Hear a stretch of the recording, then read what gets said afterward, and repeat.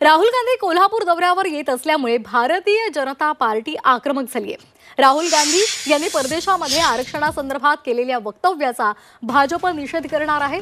कोल्हापूर दौऱ्यादरम्यान ठिकठिकाणी भाजपकडून निदर्शनं करण्यात येतील असा इशारा चंद्रकांत पाटलांनी दिलाय। ही निदर्शनं लोकशाही मार्गाने असतील, त्यामुळे पोलिसांनी कुणालाही रोखू नये असं आवाहनही चंद्रकांत पाटलांनी केलंय। तुम्ही तर जाऊन लंडनमध्ये ही प्रेस कॉन्फरन्स घेऊन मांडलं की माझं सरकार आलं तर मी आरक्षण रद्द करणार आहे। त्यामुळे इमिजिएट तर आम्ही त्यांच्या विरुद्ध खूप निदर्शनं केली।